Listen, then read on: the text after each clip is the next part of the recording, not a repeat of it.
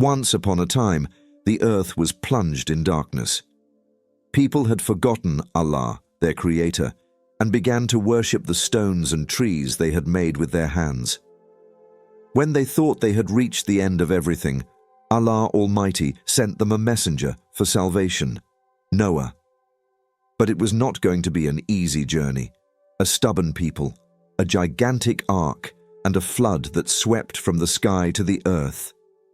Listen to this epic story to the end, for it is not only a story of the past, but also a lesson for humanity.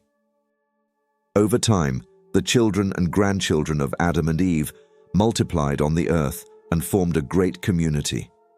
In time, however, people forgot Allah, the creator of the world, and began to prostrate themselves to, and worship idols of stone and wood that they had made with their own hands. They believed that these idols were gods who could benefit them. So God Almighty sent Noah as a prophet to Adam and Eve and all mankind to worship the only God who created them. Noah went to his people and addressed them with these words, "O my people, you have made these idols with your own hands. You know that they are made of stone or wood. How can you worship them and call them gods? It is Allah who created you and bestowed upon you blessings. It is He who made it possible for you to cultivate the land, to domesticate animals, to catch fish, and who sends down rain from the sky and gives you blessings. So believe in Allah alone and worship Him. Stay away from these idols that can do neither good nor harm." Noah's words caused different reactions among his people. Some people said, "This is the truth. How can stones that cannot speak or move be gods? It is meaningless to worship idols." And they believed. But others said, "No, these idols are our gods. We will not abandon them," and stubbornly continued to disbelieve. Those who sided with Noah were mostly poor and kind-hearted people.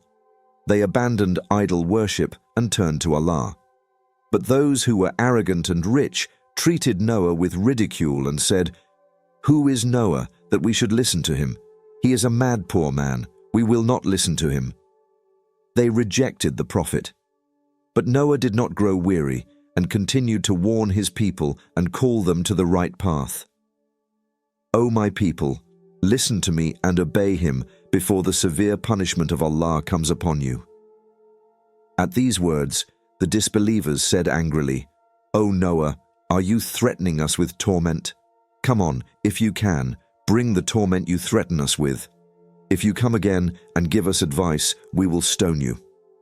Returning back with great sorrow, Noah raised his hands high and begged Allah, "O Allah, I called my people to the right path day and night, but my call only drove them away from me.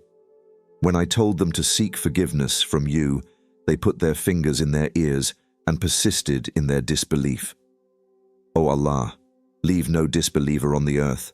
They lead their servants astray and raise up only evil-doing generations. O Allah, forgive me and my family and all the believers." Allah accepted Noah's prayer and gave the following command, "O Noah, do not grieve any longer.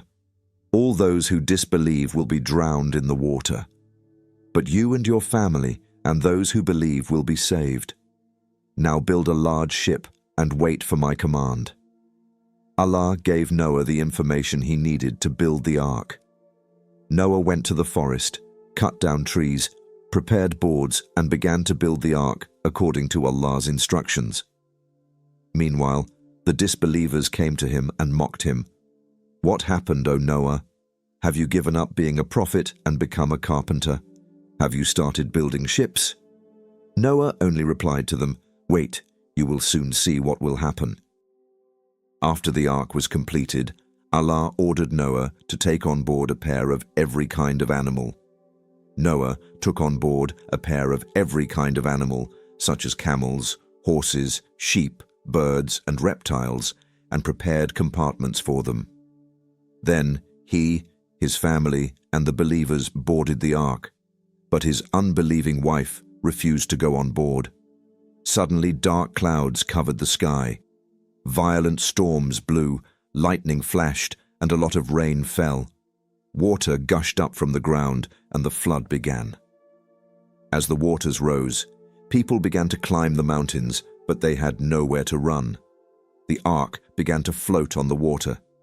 Meanwhile, Noah saw his disbelieving son fleeing towards the top of a mountain. He called out to him in a loud voice, "My son, come with us and get into the ark. Do not be with the unbelievers." But his son said, "I will take refuge in a mountain. It will save me from the water." Noah replied, "No one will be saved today except those whom Allah has mercy on." At that very moment, a great wave came and took his son away. Before Noah's eyes, his son disappeared into the waters. The ship traveled for a long time on the great waves. The earth was completely covered with water, and only those on board survived the flood. Finally, Allah gave the command, "O earth, swallow your water. O sky, hold your water." The rain stopped, the waters began to recede, and the ark sat on the summit of a mountain. Days later, Noah opened one of the windows, and glorious sunlight poured into the ship from the sky. Animals and people shouted for joy and praised Allah. Allah ordered Noah and his companions to get out of the ark. Noah and his companions set to work to reorganize the earth. But Noah, grieving for the loss of his son in the flood, prayed to Allah, "O Allah, my son was from my family, but he did not survive. Your word is the truth." Allah answered him as follows, "O Noah, he is not of your family, because he was one of the disbelievers. Those who disbelieve cannot be counted among your descendants." Hadrat Noah realized his mistake and asked for forgiveness. Because this son of his was indeed a disbeliever, and as such, he could not be counted as his son. He had no right to ask Allah to resurrect him. Allah Almighty said, "O Noah, you and your family dwell in the earth and cultivate it and make it good." Then Noah and those who were with him sowed grain, planted seeds and seedlings, built houses, and erected new buildings. The earth began to revive and adorn itself after the flood. The story of Noah still guides us today with its messages full of lessons and wisdom. In the same way, we should be patient on the right path, spreading goodness and avoiding evil. If you liked this story, don't forget to subscribe to our channel for more. It is also very valuable for us to like and comment on the video, because spreading goodness is like doing a good deed. Let's bring these stories to more people and compete in charity together. Hope to meet you in new videos. Be safe with Allah.